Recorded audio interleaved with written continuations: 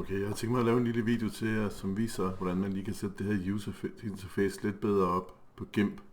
For det her er en ny interface.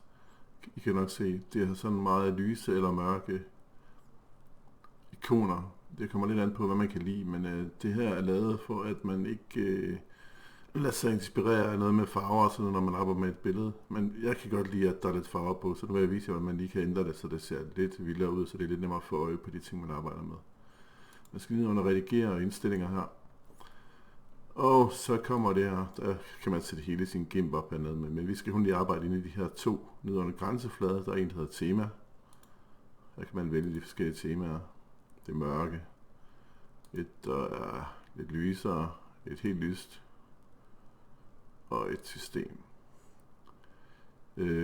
Hvis man nu gerne vil arbejde med lyse for eksempel, så er det ret svært at se ikonerne heroppe, men så kan man gå ned i den næste her under grænseflade, ikon temaer, og så kan man prøve for eksempel at tage den, der hedder Symbolic Inverted, så får man nogle pæne, tydelige ikoner herovre, som stadigvæk er mørke. Er man nu ikke helt tilfreds med, nu har jeg en stor skærm her, med hvordan de ser ud, og om de er tydelige nok og til at få fat i, så kan man gå herned i denne her, noget med ikonstørrelsen, så kan man bruge brugerdefineret. Og lige nu vælger den så small, og jeg kan prøve at køre op på medium. Det var så den, jeg var på før cirka. Jeg kan prøve large. Jeg tænkte, den er måske meget fed, specielt når man lige laver en video om det. Så det er OK. Så det her, det ser da egentlig meget fedt ud. Var man nu mere til lidt med farver, det kommer jeg vist til at sige. Så kan jeg lige gå ned og kigge på det. Ikoner.